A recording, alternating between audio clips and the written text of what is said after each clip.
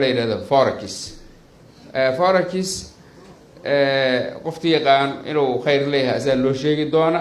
laakiin aniga shakhsiyan waxaan u arkay inuu dhaqaalaha Soomaaliya dhibaato u yahay yaani dad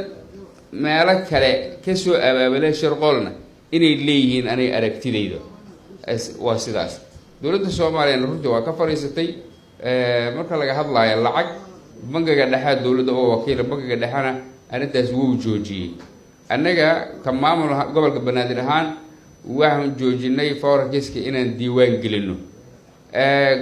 kuwa hore loo diiwaan geliyay haday jiraanna ayada yaani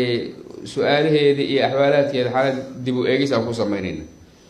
sidaa darteed forex-ka aniga inta aan ka fahamsana waxa waa khiyaano aan dadka fahmi karin oo la mid ah يعني marka malayga badda laga dabanayo baaliro maqaalin leeyahay ayaa hilib loo geliyaa markaas badda lagu dhex tooraa malayga marka hilibkii yaray oo la maaga maqaalintii roow lagay waa lagu soo jiidaa marka wax yara mataqaana dadkii la siinaya xogaa yar markii la siiyo oo loo soo celiyo meeshan faa'iido badan war maaqa inta bank salaam amal maaqa oo soo qaadana meesha oo ku shubaa laakiin ma hubo cid dameen uga ah ma jirto damaanad ma jirto haday damaanad jirto way jirtaa sidaas ay tahay in la yiraahdo waa u baahan maxay yeelanay mas'uuliyadda naga saaran dadka marka dadka haday xooga soo kaba tagaanba in aqli halis inta loo eleefo hadan dhulka la gooyo sida barakaad dhulka loo gooyo wax way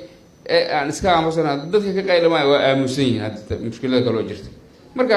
qof aqli yar ama iga aqoon dadka ku jirto duruufahaasna waa jiraan